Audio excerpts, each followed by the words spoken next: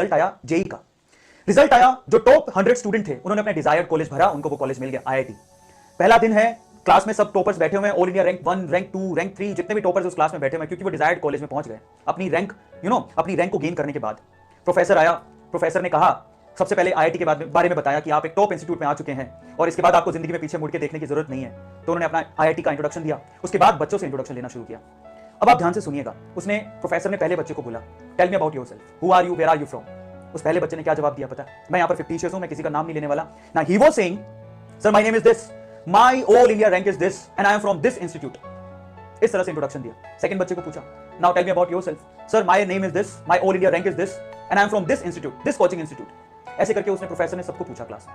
Obviously सब लोग किसी ना किसी कोचिंग सेंटर से पढ़ के आए हुए थे। ऐसे करते करते करते एक बच्चे का नंबर आया। उस बच्चे से पूछा प्रोफेसर ने, क्योंकि प्रोफेसर खुद फेड अप हो गया था कोचिंग कोचिंग कोचिंग कोचिंग नाम सुनते सुनते, मैं इस कोचिंग से हूं, मैं उस कोचिंग से हूं, मैं इस कोचिंग से हूं। उस बच्चे को उसने नॉर्मली पूछा, क्या तुम भी किसी कोचिंग से हो क्या, इंट्रोड्यूस योरसेल्फ। तो बच्चा खड़ा हुआ। बच्चा कहता है, sir my name is this and I am from माँ बाप academy India. What he was saying is, I am from माँ बाप academy India. And professor was laughing, वो हंसने लगा। कहता है, ये माँ बाप अकेडमी क्या है, मैंने तो पहली बार सुना है। कि सर वही जो सबके पास होती है, उन्होंने ध्यान नहीं दिया, मैंने उसको इस्तेमाल किया।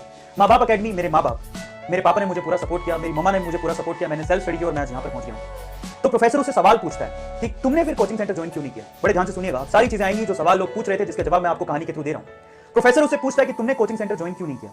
तो बच्चा जवाब देता है कि सर क्या हो जाता कोचिंग सेंटर ज्वाइन करके, वही ऑल इंडिया रैंक 1 है जो वही लकड़ी की बेंच में इसी क्लास में बैठा है, और वही मैं हूं 59th रैंक है सर, और मैं भी उसी क्लास में उसी लकड़ी की बेंच में उसी आपके ही सामने बैठा हूं सर। क्या फर्क? हाँ, फर्क सिर्फ इतना है कि वो 2-2.5 लाख रुपए खर्च करके बैठा है और मैं अपने माँ बाप के 2-2.5 लाख रुपए बचा के बैठा हूं सर। सो प्रोफेसर उसकी बात को सुन के हैरान रह गया और प्रोफेसर से रहा नहीं गया। उसने फिर से एक सवाल पूछा उसी बच्चे से। कहता है, तुमने कभी तो ट्राई किया होगा इस कोचिंग इंस्टीट्यूट के लिए, कभी तो तुम गए होगे। तो उसने जवाब दिया, हाँ सर मैं गया था।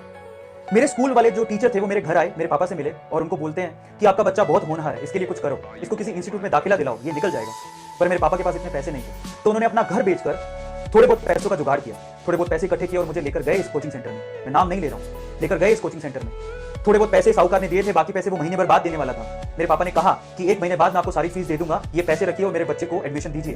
और उन्होंने मना कर दिया। उन्होंने कहा कि पूरी फीस लेकर आइए तभी एडमिशन होगा, नहीं तो एडमिशन नहीं हो सकता।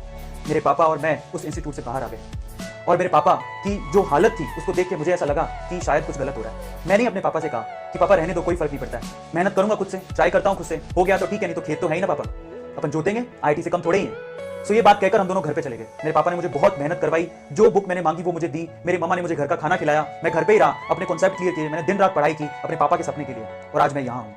What he was saying is, मैंने सेल्फ स्टडी की, मैंने मेहनत की और आज मैं उस क्लास में बैठा हूँ जहाँ ऑल इंडिया रैंक 1 भी बैठा हुआ है।